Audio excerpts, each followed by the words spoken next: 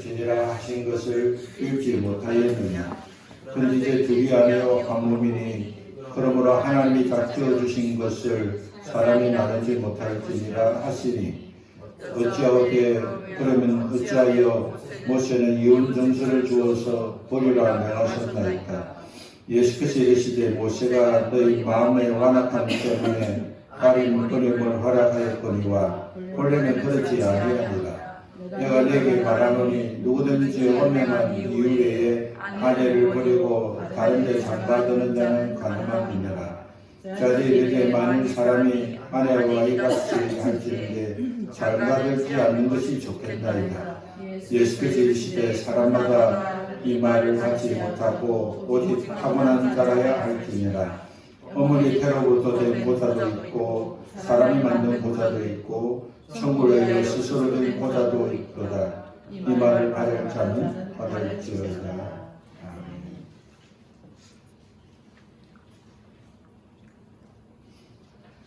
예수님은 하나님의 자녀가 소원하고 바라는 것은 반드시 응답해 주십니다. 예수님은 죄를 깨닫고 회개하고 깨끗한 그릇이 되어서 축복의 통로가 되고자 하는 자에게는 용서해 주시고 깨끗게 하시고 축복으로 하나님께서 인도해 주십니다. 예수님은 3년 공생의 기간 동안 주로 갈릴리에 계셨습니다.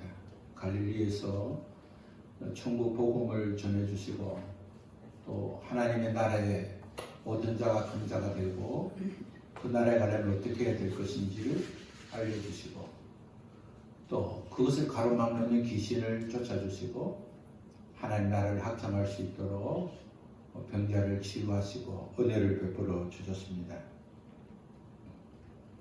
오늘 마태복음 19장은 이제 예수님께서 갈릴리를 떠나시고 구원의 사역을 완성하시려고 예루살렘에 올라가시기 위해서 예루살렘에서 대속의 피를 흘리시고 고난당하시고 죽으셔서 하나님의 자녀들 천국 가도록 인도하시려고 이제 갈릴리를 떠나 요단강을 건너 유대 지역에 이르렀다고 기록하고 있습니다.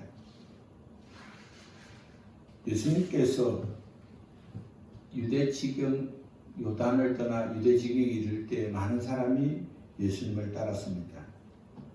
어떤 사람은 예수님의 말씀을 듣기 위해서 또 어떤 사람은 예수님의 가르침을 통해서 성숙하고 변화되기 위해서 어떤 사람은 예수님을 통해서 몸과 마음과 영혼을 치유하기 위해서 또 어떤 사람은 예수님을 시험하기 위해서 다른 자들도 있었습니다. 여러 가지 사정으로 다른 사람이 많았지만 주님은 그들을 외면하지 않으시고 병든 자를 고쳐주시고 또 상한 자를 주님의 손으로 이끌어 주셨습니다. 사람은 그 인생을 가치 있게 살려면 소원을 두고 살아야 합니다. 하나님의 소원의 항구를 통해서 하나님 뜻을 이루시고 또 사람의 소원과 기회를 갖고자 하는 자에게 하나님께서 기회를 주십니다. 그래서 주님을 따르는 자가 말씀을 듣기를 원하는 자는 말씀을 듣고 또 고침을 받고자 하는 자는 고침을 받았고 또 그들이 고침받을 때 자신의 형편과 상황에 따라서 나는 예수님의 옷자락을 만지면 낫겠다고 생각하고 옷자락을 만지는 자는 또 옷자락을 만짐으로 나음을 입고 또 주님이 직접 가시지 않으셔도 주님이 이곳에서 말씀하시도 내 종이 낫겠습니다 라고 고백한 백부장의 믿음과 그의 선택을 주님은 따라 주셨습니다. 예수님은 우리에게 소원을 주시고 소원을 가진 자는 기회를 놓치지 않습니다. 소원의 크기만큼 바라는 것들의 크기만큼 그것이 실상이 될 때 소원한 대로 바라는 대로 이루게 되는 것입니다. 그래서 우리는 늘 마음의 소원을 가져야 합니다.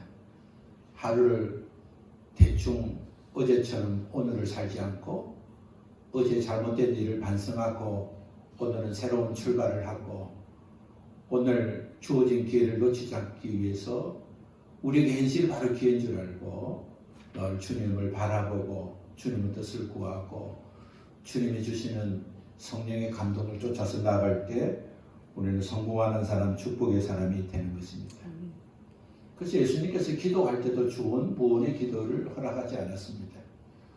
하나님께서 무엇을 원하는지, 하나님 뜻대로 살려면 무엇을 해야 되는 것인지, 어떻게 기도해 응답받는지를 생각하고 그렇게 기도도 대충대충 하지 않고 간절한 소원을 담고 주님이 원하시는 기도, 주님이 응답하시는 기도, 그런 기도를 해야 하는 것입니다. 그렇지 않은 기도는 바로 주원무원의 기도이고 이방인에 구하는 기도라고 주님이 말씀했습니다. 나쁜 의도를 가졌지만, 그러나 나쁜 목적을 가졌지만 바리새인들은 기회를 놓치지 않겠다는 목적이 분명했기 때문에 예수님 앞에 질문을 하게 됩니다. 그 질문은 이것입니다. 사람이 어떤 이유가 있다면 그 아내를 버리는 것이 옳은 것입니까? 신명기 24장 1절에 보면 사람이 아내를 맞이하여 데려온 후에 그에게 수치되는 있음을 발견하고 그를 기뻐하지 아니하면 이혼 정서를 써서 그의 손에 주고 그를 자기 집으로 돌아보낼 것이라고 기록하고 있습니다. 어떤 여자는 아내를 맞이했는데 정말 수치되는 일이 발견이 되면 나는 이 아내와 이 여자와 아내로 삼고 살지 못하겠다. 그렇게 생각이 들고 그런 상황이 되면 그 아내에게 이혼 정서를 써주어서 그것 가지고 진정으로 돌아가도록 하라는 말씀이 바로 신명기에 기록되어 있습니다. 하나님께서 모세를 통해 주신 율법이 남편이 아내에게 수치되는 일이 있으면 그와 이혼해도 좋다, 괜찮다는 뜻으로 받아들였던 그들은 이혼 성서를 써주면 아내와 이혼할 수 있는데 이런 것에 대한 대답은 사람들마다 다 달랐습니다. 수치되는 일이 도대체 무엇인가? 그에 대한 정답은 각 파의 종파에 따라서 사람에 따라서 각각 다르기 때문에 우리 주님이 이에 대한 대답을 하면 어떤 이유로라도 함정에 빠뜨릴 수가 있습니다. 바리새인들은 이런 질문을 여러 번 했었죠. 청결 예식에 대해서 또는 금식에 대해서 또는 세금에 대해서 질문해서 명확한 대답을 할 수 없는, 이런 대답은 저런 이유로, 저런 대답은 이런 이유로 문제를 삼을 수 있는 질문들은 바리새인들이 여러 번 했습니다. 바리새인들은 이혼에 대한 질문을 통해서 주님의 함정에 빠지려고 질문을 했습니다. 당시에 사람들이 이혼을 하는 아내의 수치스럽게 생각되는 이유 중에 가장 본질적인 것은 아내가 결혼했더니 처녀가 아니라는 겁니다. 그래서 이제 여러분에게 여러 번 소개했지만 첫날 밤을 보낼 때 친정 아버지는 자기의 딸이 처녀인 것을 확인하기 위해서 증거로 삼습니다. 그래서 그의 사회가 그것을 문제를 삼으면 그 증거물을 내세워서 거짓말이라고 그렇게 무죄를 정언하고, 또 다른 방법으로 율법에 의해서 사실과 다름을 정언할 수 있는 기회들을 가지고 있습니다. 수치스러운 일을 당하게 됐을 때 그것을 용납하지 못하고 도저히 내 아내가 될 수 없다, 내 아내로 같이 살 수가 없을 때는 그 아내에게 이혼 정서를 써서 헤어지도 좋다는 것이 바로 율법이 있는데, 그러면 이유만 있다면 이 여자와 이혼하고 헤어지는 것이 괜찮느냐고 그렇게 질문을 했습니다. 당신은 수치되는 일을 다양하게 적용하고 해석했는데 어떤 자들은 도덕적으로 해석을 하고, 어떤 자는 아내가 음식을 제대로 만들지 못하고 만들어도 맛이 없어서 도저히 이 여자하고 평생 만들어진 음식 먹고 살 수 없겠다, 도저히 마음상에서 살 수 없겠다 생각하면 그것도 남편에게 수치되는 일이라 생각하고 이혼 정서를 써서 이혼을 했습니다. 도덕적 관점에서 보는 학파도 있고 또 강의적으로 포괄적으로 다루는 학파도 있었기 때문에 우리 주님이 대답에 따라서 상대적으로 주님의 대답을 문제를 삼을 수가 있었습니다. 난이한 문제를 가지고 주님께 질문했을 때 주님은 어떤 사람이 아내를 버릴 수 있는지를 대한 이유로 물어봤을 때 주님은 율법을 근거해서 말씀을 하시지 않고 율법 이전에 본래 하나님이 원하셨던 것을 말씀해 주었습니다. 하나님께서 남자와 여자로 창조하시고 두 사람이 여자와 남자가 한 몸이 되어서 그렇게 짝지어 놓은 것은 나눌 수 없는 것이 바로 하나님의 뜻인 것을 말씀해 주었습니다. 하나님께서 남자와 여자를 창조하시고 두 사람이 한 몸이 되어서 살아서 그를 통해서 가정을 만들고 번성하고 창대하게 하는 것이 바로 하나님의 뜻이고 하나님의 원래의 뜻은 결혼하면 이혼하지 않는 것이 하나님의 뜻이라는 사실을 알게 했습니다. 주님의 대답을 들은 바리새인은 그렇다고 한다면 왜 율법에 사유가 있으면 수치되는 일이 있으면 이혼 점수를 써주어서 이혼해도 좋다고 그렇게 했냐고 반문을 하는 것입니다. 바리새인은 하나님께서 정말 그렇게 원하지 않으면 절대 이혼할 수 없다 그렇게 해야지 왜 모세가 수치되는 일을 발견하면 왜 이혼해도 좋다고 이혼 점수를 써서 이혼하라고 하셨는지 납득이 안 모순이 아니냐는 뜻으로 대답을 한 것입니다.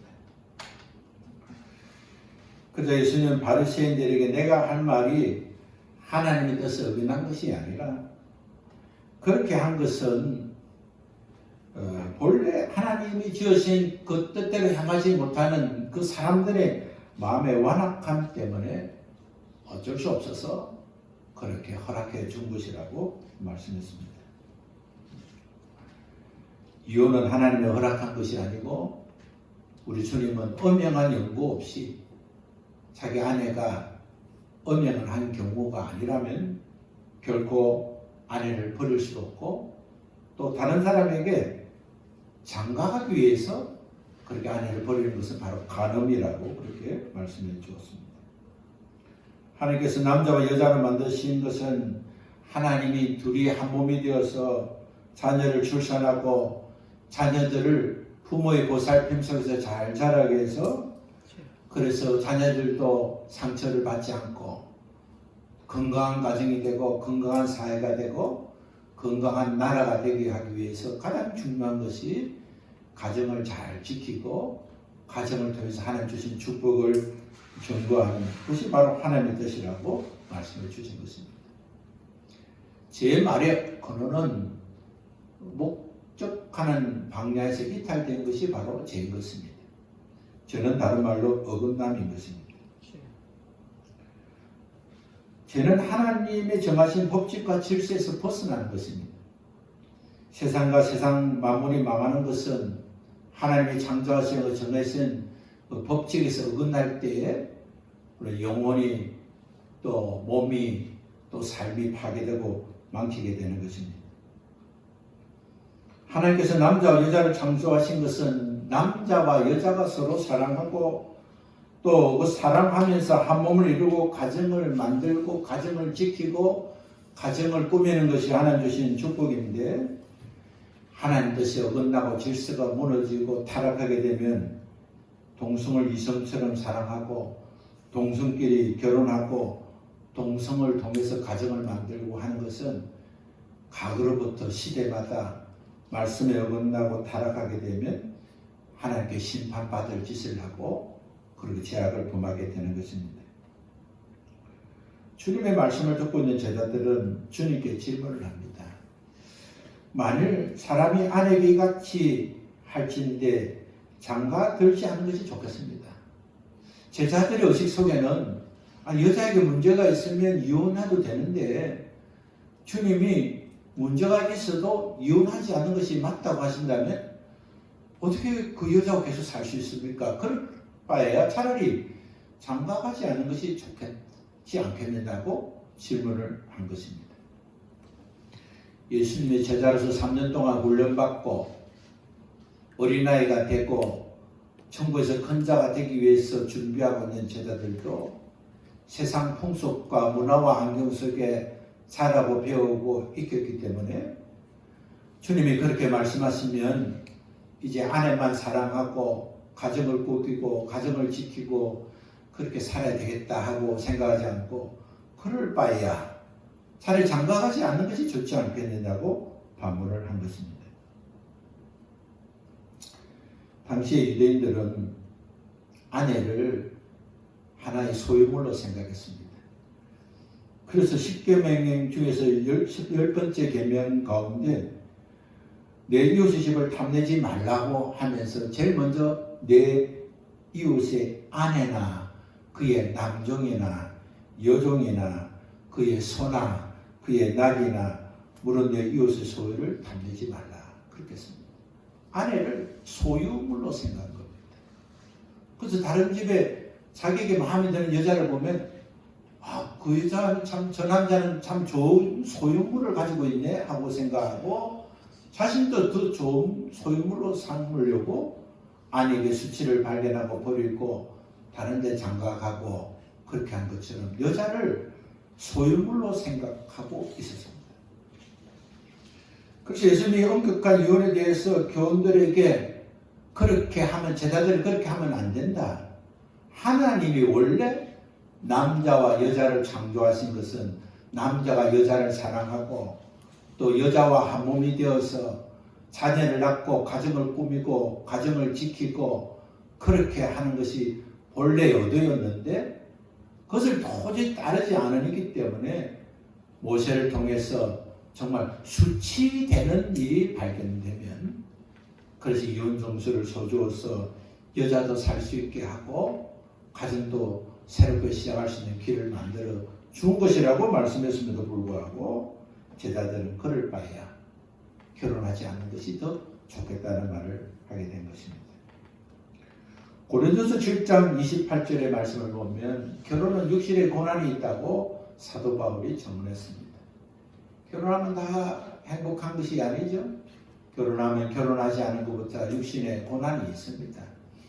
두 사람이 한 몸이 되고 한 마음이 되기 위해서는 양보하고 이해하고 수용하고 덮어주고 서로 사랑하는 것이 무엇인가를 발견하는 과정이 있게 되는 것입니다. 그러나 우리가 영적으로 자라지 못하면 하나님 주신 축복의 통로를 열지 못하고 악한 마귀가 좋아하는 대로 생각하고 말하고 행함으로 가정이 무너지고 타락하게 되는 것입니다. 과거 중국과 한국의 유교 문화권에 살 때에 우리는 칠거지약이라는 말을 기억하고 있습니다. 칠거지약이란 뭡니까? 아내를 쫓을 수 있는 7가지 이유입니다. 그 중에 첫 번째가 시부모에게 순종하지 않았을 때, 두 번째가 아들을 낳지 않았을 때, 세 번째가 음담할 때, 네 번째가 질투할 때, 다섯 번째가 나쁜 병이 걸렸을 때, 여섯 번째는 말을 너무 많이 할 때, 일곱 번째는 도둑질할 때입니다.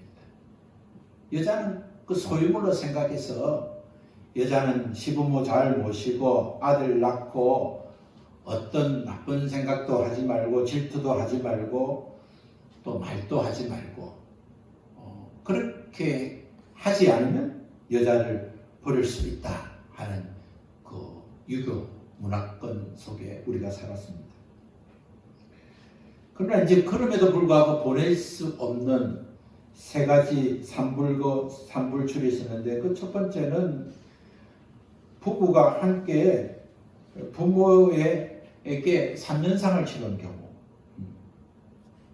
부모가 돌아가셨을 때 그 부부가 한 3년 동안 제사를 지내고 3년상을 치를 때는 과거에 그 정성과 제사 지낸 것을 참작해서 보낼 수 없고 또 쫓아보내도 친정이 없든지 갈 곳이 없을 때는 쫓아보낼 수 없고 세 번째는 결혼할 때는 가난했는데 여자가 들어와서 부자가 되고 재산을 늘렸다면 보낼 수 없는 세 가지 이유가 있었습니다. 유교 문화권의 중심은 뭡니까? 제사입니다.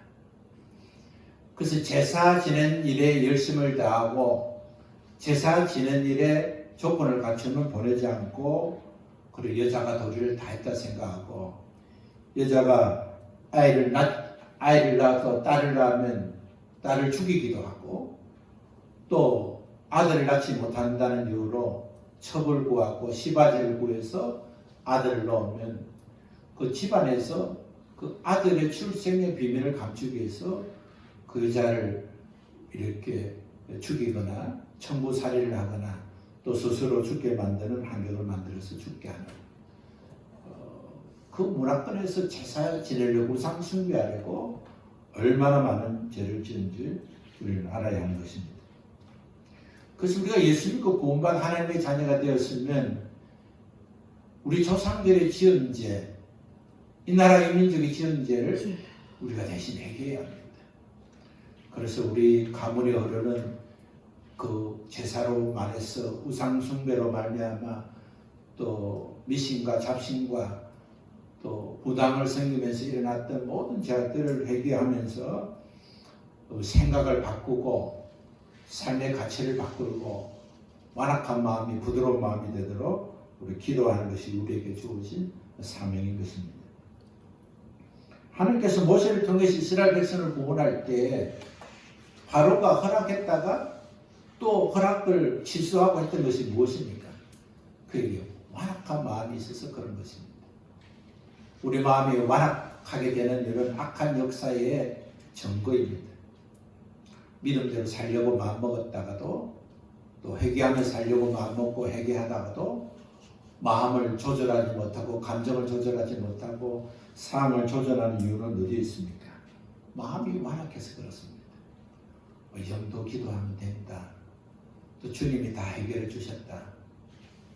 제자들도 주님 앞에 배움을 받고 3년 동안 살았지만 주님께서 말씀하시고 그렇게 하는 것이 하나님 본연의 뜻이 아니다. 그렇게 하면 이제는 주님 말씀대로 살아야 되겠지 하지 않고 그럴 바에야 결혼하지 않는 게 낫지 않겠습니까? 아내를 마음에 들지 않으면 보낼 수 없다면 그러면 결혼 안 하고 사는 게 낫지 어떻게 결혼하면 사는 게 낫겠냐는 그런 질문을 하는 것입니다. 주님은 선택적 결혼을 할 수가 있다. 태어나면서 결혼해도 가정이 행복할 수 있는 조건이 없을 때, 자식을 낳지 못하고 부부가 한마음 한뜻이 되지 못하는 신체적 조건을 갖고 있을 때, 또 결혼하는 것보다 오히려 결혼하지 않고 하나님 뜻을 이루고 천국의 근자가 되기 위함이고 또 믿음으로 사는 것이 옳겠다 생각하는 스스로 결정한 자도 또 결혼하지 않는 것이 좋다. 그러나 시대와 환경 속에 배우고 익혀서 자기의 행복만 위해서 결혼을 하지 않겠다 생각은 옳지 않다고 주님이 말씀해 주었습니다. 우리 시대의 가정이 무너지고 가정을 지키지 못하고 가정이 하나님 주신 은혜와 사랑과 축복의 통로임에도 불구하고 그렇게 하지 않는 이유가 어디에 있습니까? 그것은 첫 번째는 악한 영의 역사인 것입니다.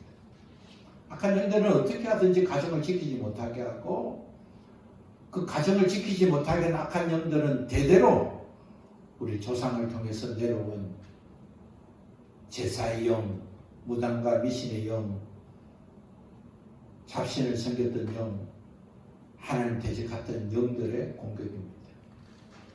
하나님을 사랑하고 뜻을 행하는 자는 마음의 완악함을 벗어야 합니다. 마음의 완악함을 스스로 힘으로 벗을 수가 없습니다.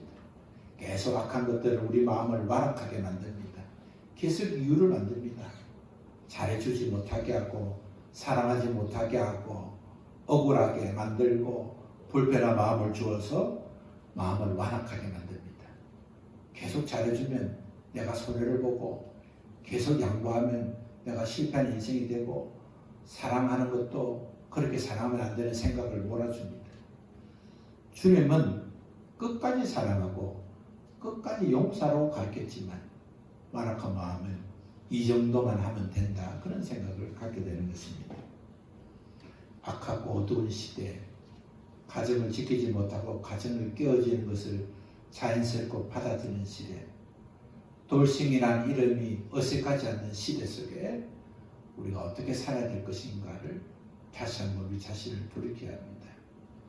마음이 완악해서 이루어진 것을 시대와 환경 탓으로 하지 말고 우리 하나님께서 남자와 여자를 창조하시고 그 남자와 여자가 하나가 되어서 자식을 두게 하고 끼어지지 않고 어긋나지 않게 해서 가정을 지키고 하나님 주신 축복의 통로를 열게 하셨던 하나님 뜻을 온전히 구별해서 마음이 완악해질 때마다 회개하고 마음이 완악해질 때마다 돌이켜서 하나님의 축복을 담는 귀하고 복된 가정으로 회복하는 그 은혜가 사랑하는 여러분에게 있기를 예수님의 이름으로 축원합니다. 아멘.